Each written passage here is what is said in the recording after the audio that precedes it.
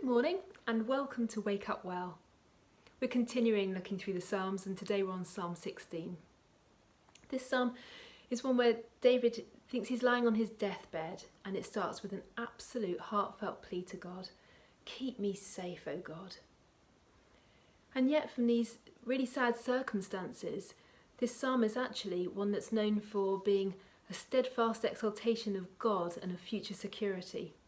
So let's find out how David on his deathbed could feel that way. If we look at verses 2 to 8, we can see three things that David does here. The first is he delights in the Lord. Verse 2, apart from you I have no good thing. And verse 5, Lord, you've assigned me my portion and my cup. You have made my lot secure. That's quite a challenge, isn't it? Regardless of our circumstances, to be able to praise God and thank him. There's something to be said, isn't there, for having an attitude of gratitude. I heard recently of a gentleman who challenged himself to thank God for 100 things, and he was surprised how quickly he got to 100. It's true, isn't it? The more we see to thank God for, the more we see to thank God for. What are you thankful for today? Could you get to 100 things easily? If not, we need to be looking harder. What else can we learn from David through this?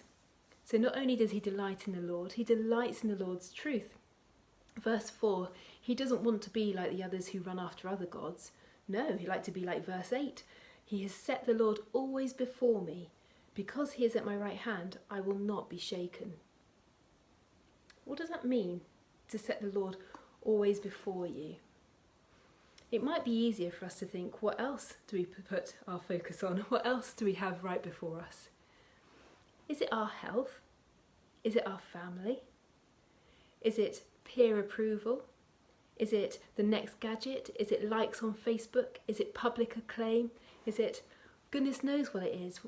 But if it's not Jesus, if our eyes aren't fixed on the Lord, then everything can be shaken and taken away from us. That God is steadfast, and if we have him set before us, we know we will not be shaken. And the third thing we can learn from David on this is that he delights in the God's people and God's kingdom. We look at verse 3 and it says, as for the saints who are in the land, they are the glorious ones in whom is all my delight.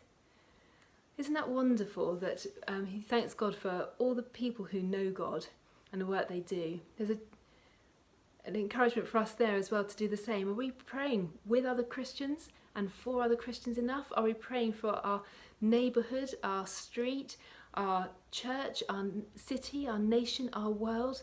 Are we interceding enough and thanking God for the saints in whom we delight? As much we can follow from David's example there. And then we get to verse 9 and it starts off with that wonderful word, therefore. Whenever there's a therefore in the Bible, we have to ask, what is a therefore? It normally means that we've looked at something before, set out the facts, and now so what? What's going to change because of that? So we've seen that David has delighted in the Lord, his truth, and his people and his kingdom. Therefore, his response is, my heart is glad and my tongue rejoices. My body also will rest secure, because you will not abandon me to the grave, nor will you let your Holy One see decay. He is so confident of his eternal pleasures with God. And there's a prophetic sense of Jesus here, who is the very fulfilment of all his ideals and hopes.